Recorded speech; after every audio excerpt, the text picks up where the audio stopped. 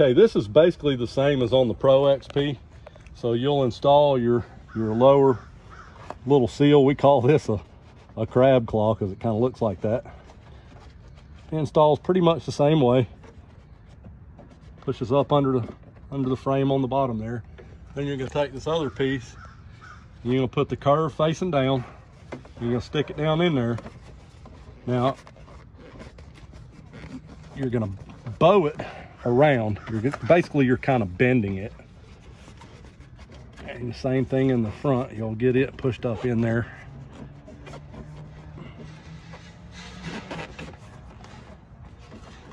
Same thing, you'll kind of bend it around, and you kind of do the same thing on the Pro as well.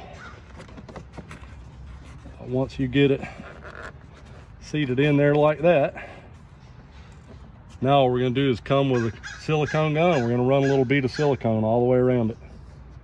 All the way around that, all the way around that. We're installing the dash seal kit on the Turbo R and the Pro R. It's a good bit different from the Pro XP, as in the front cage pillar goes in front of this opening. So when you install this, it's going to be standing up under this part, but it's going to come in behind the cage on this side. So it's going to come in here and stop. So we'll pull it loose, we'll slip it in all the way behind. Now you'll have this little point right there. You'll seat it right there in that little offset on the plastic, but you want it to be standing up when the top closes. So you need to reach around and make sure that you get this part standing up like this when it's in there.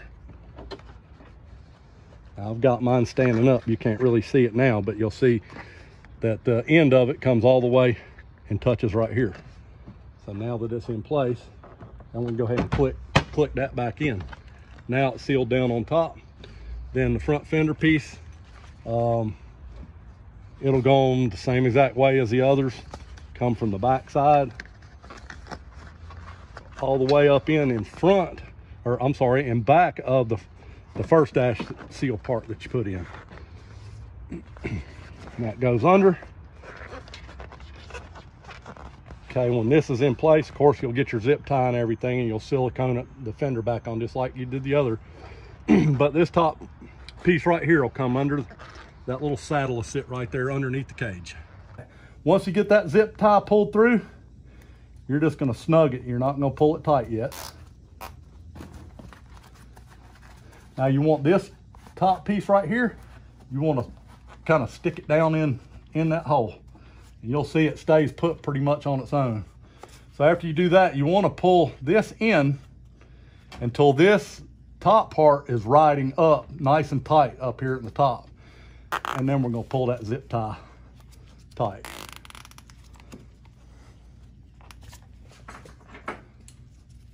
Clip it off.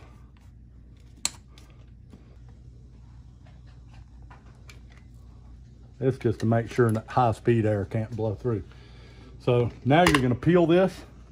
Once you peel the sticker off, you're going to run you a bead of silicone all the way along the bottom right here. And then all the way across the top. That's just to make sure that it never comes unstuck. Now we're ready to put the fender on, but first I like to put just a little bit there.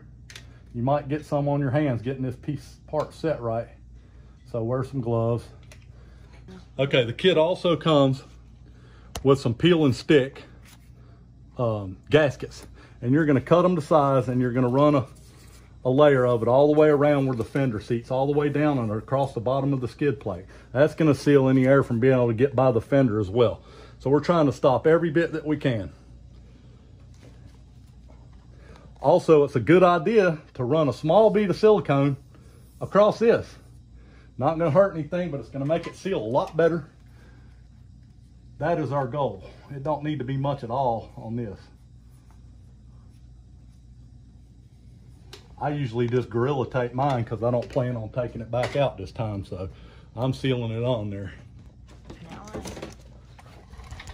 Once you've added your silicone, you're going to place the fender in place. It's always best if this is going to be bent frontwards, which it is.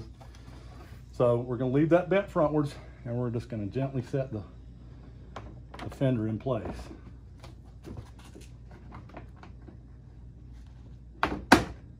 Now you're going to reach from the inside through the speaker and through those so-called vent holes, and you're going to push the tongue that's sticking in the fender, you're going to push it to the front all the way. Then you're going to come in from this side and gently push it to the back and up until it snugs up. Now once it's snugged up, then everything's set. You can finish putting your fender on. It's best to let it dry overnight before you ride, but that completes this side. The other side's pretty much the same way.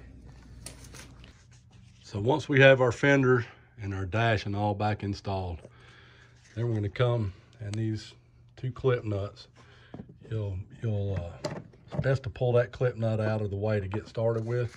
Then you'll have these triangle shaped pieces. You're going to work them all the way to the back. All the way back to where you know it's at least back to here. Those will go in, and you can put your clip nut back.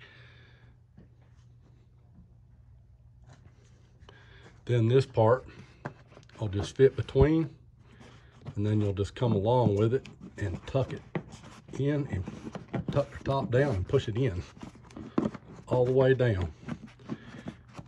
And that'll make you a nice little seal across the front. So you're sealed in these and across the front, and then through the dash, and of course the fenders.